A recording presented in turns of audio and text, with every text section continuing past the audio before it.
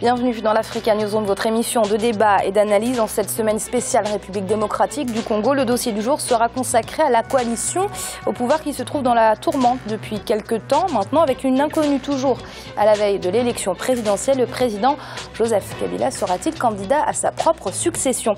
Et au sommaire également de cette émission, nous évoquerons une autre élection présidentielle, celle qui se profile en Côte d'Ivoire, puisqu'elle doit avoir lieu dans 5 jours. L'association Europe-Mauritanie, qui a pour but d'établir un courant d'échange entre les ressortissants d'Europe et de Mauritanie, était reçu ce lundi à l'Assemblée nationale française pour parler du danger du terrorisme au Sahel et de la réponse que peut apporter la Mauritanie. Et ils sont avec nous autour de ce plateau pour en parler, nos éditorialistes. Daouda Tal, Daouda, bienvenue. Merci Amira, bonsoir à tous nos téléspectateurs. Jemal Taleb, Jemal, merci d'être avec nous. Merci Amira, c'est un plaisir. Et Gracien Wokindikiza, Gracien, bienvenue. Merci Amira, bonsoir à tous. Et tout de suite, c'est l'info du jour.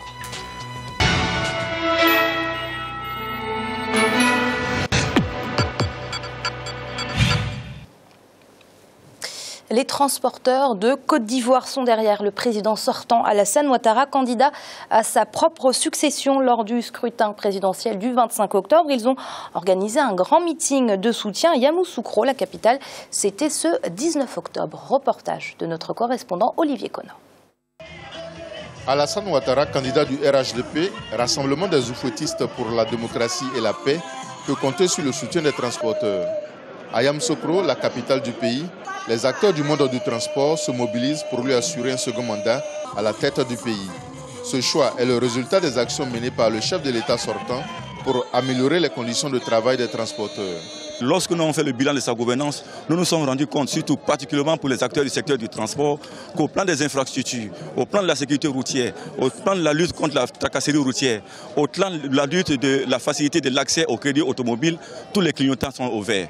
Le ministre des Transports se réjouit de la mobilisation du monde du transport. Après la construction des routes et des ponts, le président Ouattara s'attelle à trouver des solutions aux problèmes majeurs des transporteurs.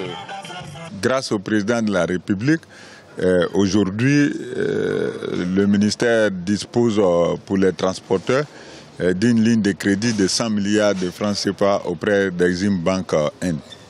Le renouvellement du parc automobile, même, c'est un processus qui va durer sur 5 ans. Et il s'agit de renouveler 50 000 véhicules, toutes catégories confondues, pour un coût global de 750 milliards de francs CFA. Directeur national de campagne du président Ouattara, le ministre d'État, secrétaire général de la présidence, Amadou Gon Coulibaly, attend que la mobilisation des transporteurs se matérialise dans les urnes par une large victoire du candidat du RHDP. La mobilisation que j'ai vue aujourd'hui, mobilisation donc des transporteurs, des conducteurs et de tous les auxiliaires de transport, m'indique très clairement qu'eux aussi ont le président à leur cœur. Donc c'est formidable ce que nous venons de vivre. Et je leur ai dit qu'ils ont un rôle important à jouer, au-delà du rôle de tous les citoyens. Retirer donc les cartes d'électeurs, je les ai exhortés à cela. Se mobiliser et mobiliser tout leur entourage pour que tout le monde aille voter. Les transporteurs attendent d'Alassane Ouattara la poursuite des réalisations en faveur de leur secteur. Depuis Yamoussoukro, terre natale de Félix Houphouët-Boigny, le premier président de la Côte d'Ivoire, dont il se réclame héritier, les transporteurs promettent de tout mettre en œuvre pour la victoire du candidat du RHDP dès le premier tour, avec un taux de participation élevé. Daouda, on en a parlé hier du bilan économique du président Alassane Ouattara. Qu'en est-il de son bilan politique ? Son bilan politique, à mon avis, est quand même en demi-teinte, on va dire. Quand on regarde la question de la réconciliation, aujourd'hui, on a Charles Konan Banny, celui à qui a été confié ce dossier et qui finalement même se met un peu contre lui. Bon, c'est un chantier, c'est un chantier encore. Mais bon, j'espère peut-être que si c'est lui qui est élu, qu'à ce niveau-là, qu'il puisse continuer ce chantier. Maintenant, d'un autre côté aussi, on peut voir aussi que la Côte d'Ivoire est devenue un pays quand même stable comparé à ce qu'on a connu ces dernières années, la période post-crise. Donc quelque part, voilà, il tient les rênes du pays pour l'instant. Maintenant, on verra bien ce qu'il en sera pour la suite par rapport à la réconciliation effective. Jemal, on le sait, il faut du temps pour repenser les plaies, mais le président Alassane Ouattara a-t-il mis sur pied les bonnes stratégies pour réconcilier les Ivoiriens ? Je pense que c'est l'un des gros problèmes de Alassane Ouattara. J'ai le sentiment personnellement que l'élection prochaine est déjà jouée et que, compte tenu du bilan économique de Ouattara, que l'espoir qu'il suscite, que la nécessité qu'il aura sans doute de mettre en place une paix et un niveau que la Côte d'Ivoire a toujours connu, il sera réélu. Et puis, l'opposition est totalement atomisée, le contre-pouvoir n'existe pas, c'est un pays qui sort de 10 années d'instabilité réelle et Alassane Ouattara incontestablement l'a mis sur les rails. Après, il y a plusieurs gros problèmes, parmi lesquels Daouda l'a souligné, il a bien raison, c'est la difficulté de la paix. C'est-à-dire qu'on a l'impression que nous avons tous, c'est qu'Alassane Ouattara se comporte plus aujourd'hui en chef de clan qu'en chef d'État. Il n'a pas su encore trouver les paroles qu'il faut, trouver la politique nécessaire et puis l'espérance que cherchent les Ivoiriens pour cultiver chez les uns et les autres la nécessité de vivre ensemble, l'obligation de faire la paix et d'oublier les plaies très fortes, très profondes du passé. Et je pense, moi, que l'obligation qu'il aura demain, en plus de la nécessité évidemment de mettre en place l'économie, le redémarrage, le départ à nouveau de la Côte d'Ivoire, il sera dans l'obligation de faire une paix sociale. Tant qu'on n'a pas fait une paix sociale et une paix politique, réconcilier les Ivoiriens, l'espoir sera compliqué. La deuxième difficulté qu'il aura, c'est aussi l'âge et un peu la maladie.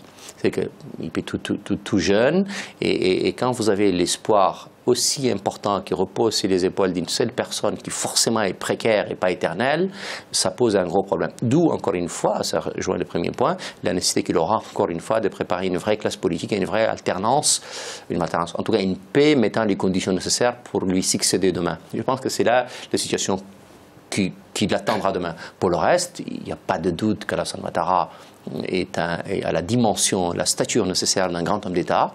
Il a su, ces 4 dernières années, donner à la Côte d'Ivoire un départ, une espérance réelle.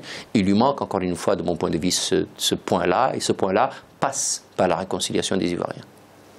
Et la région du Sahel fait régulièrement la une de l'actualité parmi les pays qui s'engagent dans la lutte contre le terrorisme dans cette sous-région, la Mauritanie. Le défi sécuritaire et l'engagement de ce pays était à l'ordre du jour d'un colloque organisé à l'Assemblée nationale française par l'association Europe-Mauritanie. Reportage de notre envoyé spécial Othman Mernissi et Arwa Barkala. Quel défi pour la Mauritanie en matière de lutte contre le terrorisme ? Alors que de nombreux pays de la région du Sahel sont les victimes d'attaques de groupes terroristes tels que Boko Haram et Ansar Eddine, la Mauritanie se place comme un acteur majeur de la recherche de la paix et de la sécurité dans la région.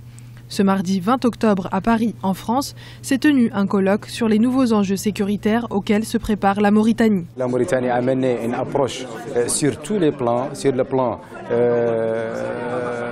le renforcement des unités de l'armée, en sécurisant les frontières de la Mauritanie qui sont très longues, surtout avec le Mali, à peu près 3000 km, et ce n'est pas facile de les sécuriser.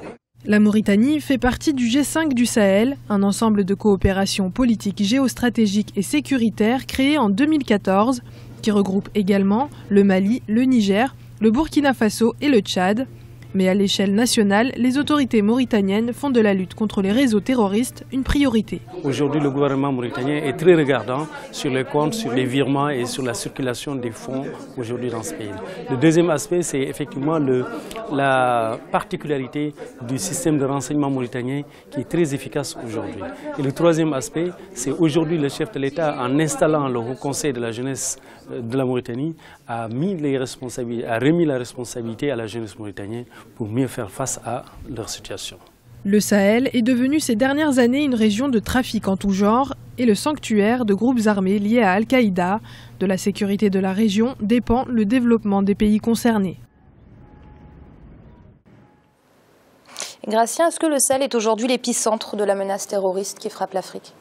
Oui, bien sûr. C'est la zone qui est la moins contrôlée, la zone la plus vaste au niveau de l'Afrique, pratiquement 100 États, parce que ça s'étend entre les frontières des pays et en même temps les zones les plus difficiles à contrôler. Si on considère le Mali jusqu'en Mauritanie, la Mauritanie par exemple qui est citée a de vrais problèmes parce que c'est un grand pays, 1 million de kilomètres carrés avec 3 500 000 plus ou moins habitants. Ça veut dire qu'il y a des parties qui sont non habitées. Donc on retrouve dans ce Sahel une grande partie comme c'est le désert, une grande partie non habitée, donc un chemin, un lieu où les terroristes peuvent passer et aussi s'établir, surtout faire le trafic que ce soit des cigarettes ou autre chose, même des armes. Cela devient la base du terrorisme au niveau de la sous-région de l'Afrique. Alors Gemal, quand on parle des terroristes du nord du Mali, on pense à l'Algérie, au Mali, à leur collaboration. Quand on parle de Boko Haram, on pense au Cameroun ou encore au Tchad, au Nigeria. On entend peu parler du rôle de la Mauritanie dans la lutte contre le terrorisme. Pourquoi ? On a pourtant bien tort. C'est une digue. Et si la digue mauritanienne devenait à céder, toute la région connaîtrait un abrasement réel. Et là, pour le coup, il faut saluer le travail remarquable, louable, qui a été fait par les autorités mauritaniennes depuis maintenant 5 à 6 ans. C'est-à-dire qu'on ne parle pas de la Mauritanie parce que la Mauritanie a fait le boulot. 2300 km de frontière avec le Mali. Pas un combattant d'AQMI en Mauritanie, pas de zone d'instabilité en Mauritanie et pas d'unité ni de zone de retranchement des bandes armées. C'est louable, c'est appréciable et c'est très rare. La deuxième chose importante, c'est que la réponse de la Mauritanie était double. C'est-à-dire qu'elle était à la fois militaire, évidemment. Je crois que c'est l'un des rares pays qui a organisé son armée, investi dans les infrastructures nécessaires pour lutter contre les bandes organisées, mais aussi organiser un renseignement adéquat avec le soutien des populations, mais aussi une réponse sociale importante, c'est-à-dire un dialogue permanent, important avec les ulémas, un dialogue important avec la société civile et le rôle de plus en plus important de la société traditionnelle. C'est-à-dire que tout ça à la fois a donné à l'échelle de la Mauritanie, qui est toute petite, un rôle fondamentalement important pour que les bandes armées ne s'installent pas. Ce que Gratien a dit, dont les compétences sont absolument connues dans ce domaine-là, beaucoup plus que moi, mais la réponse mauritanienne a été, de mon point de vue, en tout cas du point de vue militaire, triple. Une activité de renseignement importante, c'est-à-dire de la vidéo tous les jours pour surveiller les territoires, une activité d'unité mobile, parce que c'est un territoire très vaste, et la frontière avec le Mali est 2300 km. Donc une réponse militaire assez importante, des unités mobiles, très mobiles, capables de réagir très vite pour faire face à telle ou telle situation. Et puis la troisième donnée importante, c'est le renseignement. Le renseignement n'est pas seulement celui de la police et de l'armée, c'est lui aussi des civils. Jean-Louis Bruguière, qui est un grand connaisseur des questions de renseignement, me disait hier, à ce colloque-là, il me dit, la force de la Mauritanie, c'est que quand les bandes passent, le berger, avec son téléphone portable, est un agent de renseignement aussi, parce qu'il comprend le danger, il comprend la situation et il peut le faire. Et puis, le dernier point, c'est que les populations mauritaniennes ne se confondent pas avec une solidarité malveillante, dangereuse avec les organisations terroristes. Ça aussi, c'est une réponse absolument importante. Il n'y a aucun doute que la réponse de Mauritanie, ce n'est pas la seule, mais elle est importante dans ce domaine-là. Mais en tout cas, Daouda, pour une région si dangereuse que ça, la Mauritanie peut jouir de 4 années sans attentat. Oui, tout à fait. Ça c'est un fait. Hein. Et puis, comme ça a été rappelé tout à l'heure, vu l'étendue du territoire mauritanien avec le désert du Sahara, effectivement, si c'est une zone non contrôlée, je pense que le risque est grand. Encore même plus grand que ce qu'on peut voir aujourd'hui avec Boko Haram en Afrique centrale, puisque c'est un territoire très vaste. Le Sahara est le plus grand désert du monde. Donc, effectivement, je pense que les autorités mauritaniennes ont pris le problème à bras-le-corps et aujourd'hui, tant mieux si tout est calme à ce niveau-là. Et d'ailleurs, cette expertise, moi, de mon point de vue, devrait davantage être sollicitée sur le plan international, parce qu'on ne peut pas nier quand même que à ce niveau-là, ça reste très stable comparé à la menace. Gratien ? Oui, justement, la Mauritanie a gagné sur 3 points, notamment la création des unités spécialisées au niveau de l'armée pour bien surveiller et puis imposer aussi les points de passage. Parce que dans d'autres pays, on traverse la frontière, le désert à n'importe quel point. Pour la Mauritanie, elle a imposé des points de passage, ce qui fait que le contrôle est assez strict. Troisième chose, c'est que la Mauritanie a beaucoup investi dans le renseignement humain. Je pense, même si Gemal ne l'a pas dit, éventuellement, je pense que la Mauritanie a infiltré les filières islamistes, certains. Donc, ce qui fait qu'elle a beaucoup d'informations avant même qu'il y ait, disons, le début de l'exécution. Et le renseignement, c'est justement ce qui pêche pour d'autres pays. Oui, le renseignement dans beaucoup de pays, même les pays occidentaux, n'investissent plus dans le renseignement humain, surtout au niveau de l'infiltration des mouvements. Si on infiltre les mouvements, on sait bien ce qui se prépare. Je pense que la Mauritanie a joué sur son rôle. Et c'est l'heure de marquer une courte pause. On se retrouve très vite pour la suite de l'Africa Newsroom et un dossier du jour consacré à la coalition au pouvoir en République démocratique du Congo. A tout de suite.